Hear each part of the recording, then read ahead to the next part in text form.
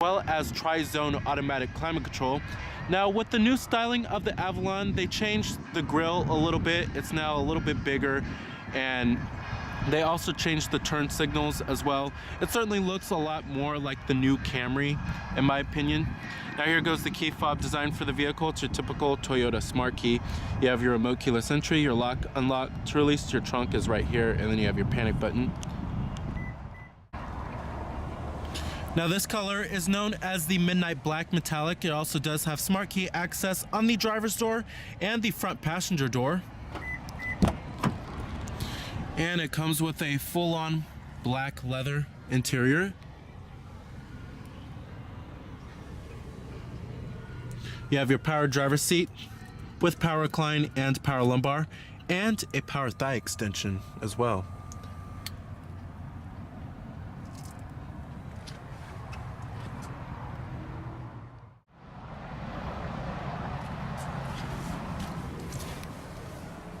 All right, now stepping on inside of the Avalon here.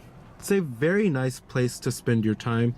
Plenty of room for the front occupants. I have plenty of headroom and plenty of leg room.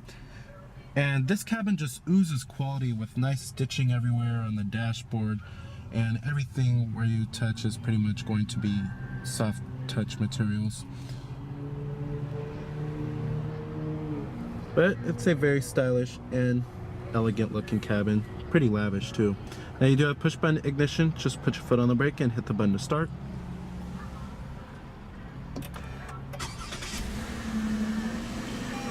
And what you're hearing there is your base engine, which is a 3.5 liter V6. There's also a hybrid available, which comes with a 4-cylinder engine.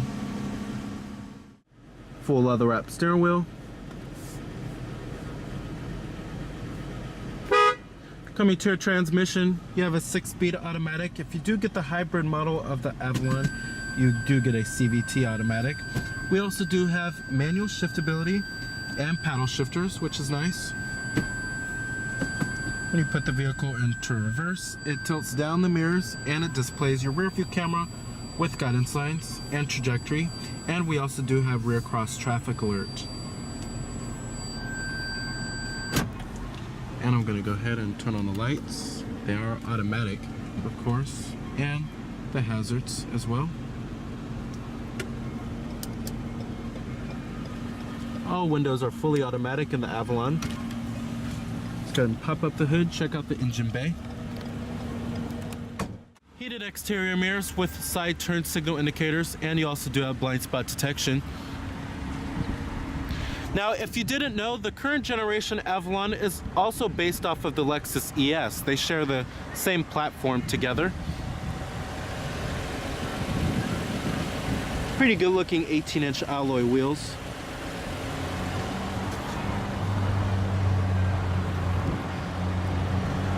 Coming up front, you have HID headlights with LED daytime running lights.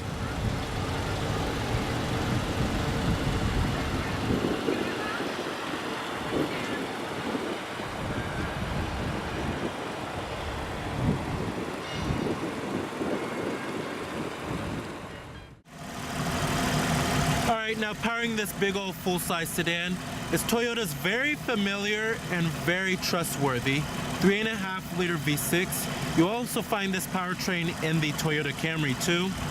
Now it produces 268 horsepower at 6,200 RPM and 248 pound-feet of torque at 4,700 RPM, with EPA estimates being an okay 21 in the city and 31 on the highway. That is pretty above average fuel economy, especially for how big this vehicle is. But the EPA numbers are the same exact numbers that you will find in the Toyota Camry equipped with the V6 engine too, so it could be a little off there. However, if those are the fuel economy numbers, this certainly is pretty above average for this vehicle. But if it's fuel economy that you're looking at, then you'll want to go with this 2.5 liter 4-cylinder hybrid paired with an electric motor, and it earns up to 40 miles per gallon. And most Avalons, however, are going to be equipped with the regular 3.5 liter V6 that we have. Trims of the Avalon start at the base XLE trim, which starts at $32,650. The XLE Plus starts at $34,400. The XLE Premium starts at $35,850. The Touring starts at $37,050. And then the top of the line Limited starts at $40,450. Competitors for the Avalon, you have the vehicles in the full-size sedan class. This includes the likes of the Chevrolet Impala, Dodge Charger, Ford Taurus, Chrysler 300, as well as the Nissan Maxima, Hyundai Azera, and the Kia Cadenza.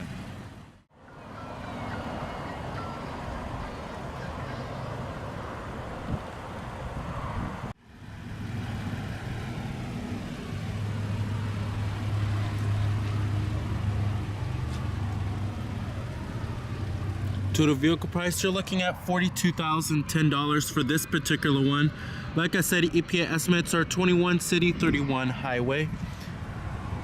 Coming up top, we also do have a shark fin antenna, rear window defroster, of course. Coming to the rear of the vehicle, you will find LED taillights. They have been slightly refreshed. They have a more smoked out design to them. And then you have these squared off exhaust tips at the bottom right here.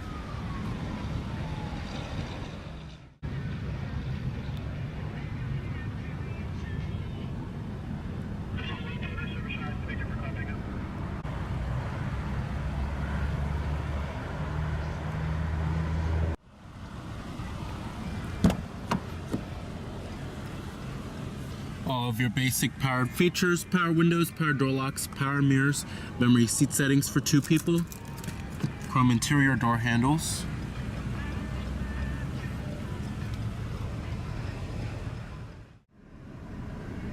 All right, let's go ahead and hear how that V6 engine sounds.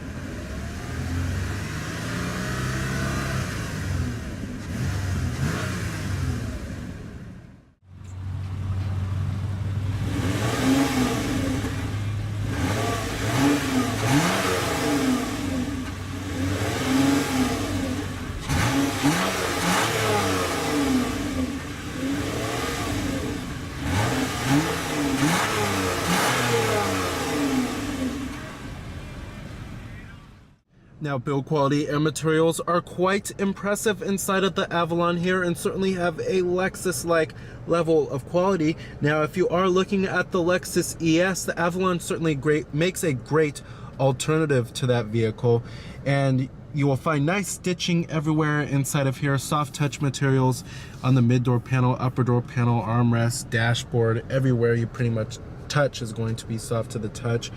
Build quality is excellent, no panel gaps inside of here, and the interior trim and pieces fit well together. Overall, this interior somewhat exceeds the Lexus ES in terms of its cabin ambiance. Now, coming to the steering wheel design, it's okay, but it's certainly not the best from the Toyota brand. It is a little plain Jane looking, especially for a $40,000 vehicle.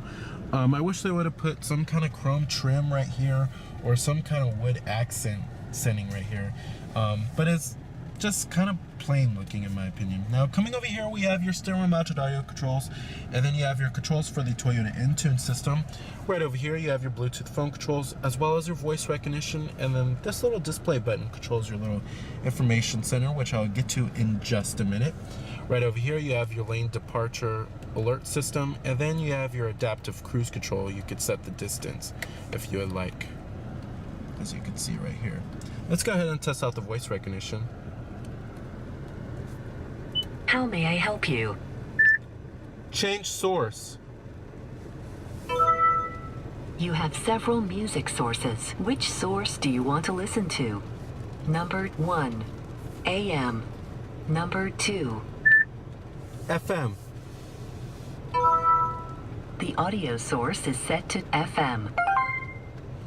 The voice recognition does pick up your voice quite well, I have to say. Up here is where you will find your auto-dimming rearview mirror, garage home link, and an integrated compass, sunglass container, SOS Safety Connect,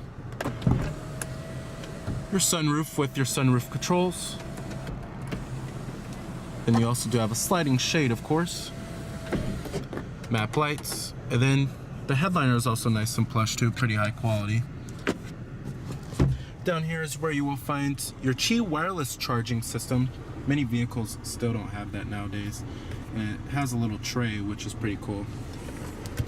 And then down here is where you'll find your button for the Qi wireless charging system. And then you have your USB port with iPod integration, your auxiliary input, and an 812 volt power outlet down there. Dual cup holders, and then you have heated and ventilated front seats for the driver and the passenger. You also do have your different driver selectable modes, Eco, Normal, and Sport. Coming to the center console storage, not too shabby, and you do have a removable tray that does adjust. So the center console lid is also nice and soft touch too. As far as seating comfort goes in the Avalon, it's excellent. The seats are very plush. They feel just like Lexus's seats, to be honest. They're buttery soft and they're great for long road trips. Thigh support is also excellent too, especially with the thigh extension. That helps out quite a lot. Visibility is pretty good out of the Avalon. Lots of glass area on the front windows. Seeing out of the windshield is decent, but you do have this little hump right here, which does intrude on the visibility through the windshield a little bit. When you get to rearward visibility, it's okay, but it's not the best in the full-size sedan class, but it does help that you have that big rear quarter window. The climate controls in the Avalon are pretty simple and easy to use.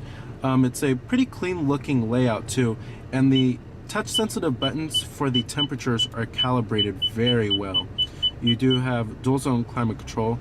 Then you have your temperatures right here for the driver, and then the passenger side is right there. Your fan speeds are located right here too. And you have your off button, different zones, your recycling, then your defrosters too. Pretty easy and simple looking. And then you have a digital clock in the center right there, which is nice. Down here we have your pre-collision alert system, and this is where you could set the distance. It shows you up on the information center what distance it's set at. Traction control off, and then you have your blind spot detection, your trunk release, and then your power rear sunshade. And then you have a little coin box as well. Alright, let's get to the multimedia interface and the infotainment system. It's Toyota's Entune system. We've seen it countless times before. Now this is your home screen on the Entune system. Now you could set this up how you would like. You have your radio right here, or your audio source, and then you have your phone, and then you have the map. But however, you have to have a map card inserted, and you can configure the home screen how you would like, which is pretty cool. You don't have to have the map show up. You could just have the phone or the audio just show up on the home screen. Now let's get to the audio sources. Now your audio sources include nothing out of the ordinary, all the normal stuff here. We have AM, FM, XM satellite radio, your USB port with the iPod integration, Bluetooth streaming audio, and your auxiliary input. You can also reorder it how you would like. And then you also do have your CD player with your optical disc drive. HD radio is also on this bad boy too, and iTunes tagging as well. Coming to apps, you have your navigation. However, I can't show you that today because the map card is not inserted, but it's just like all of the other Toyotas and Lexuses that you will find. Nothing too out of the ordinary with the navigation system. Coming to the Eco, it shows you a little bar graph of how fuel efficient you're driving. And it shows you your average speed, your elapsed time, as well as your fuel range. You can clear it if you would like to. Coming back to apps, you have your setup. There's many different settings you could change from general, home screen, voice, display, navigation, audio, many different settings. Then you have your phone. You can hook up your Bluetooth phone, have all of your contacts stored on here, and then an integrated dial pad as well. And then you have your live traffic, but you have to have the map card. Then your weather shows you your current weather. You could change the city if you would like. Messages, but you have to have a phone paired. It's for your text messages. Then you have your maintenance.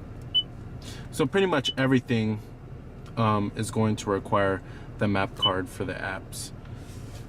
But overall, love Toyota's engine system. It's one of the best in the business. The responsiveness is lightning quick and it's very intuitive to use.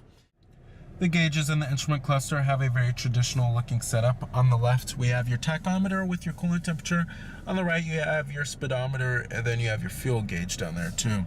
Now, coming in the center, this is for your vehicle information. It's a little LCD screen. It's controlled by this little display button right here. It's the only button that pretty much controls it. Now, it shows you your distance till empty or your fuel range, and then you have your digital speedometer, and then it shows you your trip odometer down below, and then it shows you what gear you're in as well. Over here you have your current fuel economy, and then your average fuel economy data. You can reset it, and then your time until rest, tire pressure monitoring system, and then it shows you if your lane departure alert is on or off. Then you have your adaptive cruise control. Then your eco drive level if you want that on or off. And then settings that you could change, but you have to hold the display button to select it.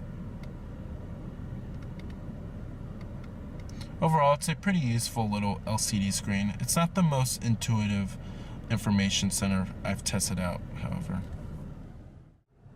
Now we do have an 11 speaker JBL audio sound system in this car, and it's one of the best sound systems I've ever heard in a Toyota. The sound system has great bass and the audio quality is very crisp and clear. I would certainly upgrade to the JBL audio sound system.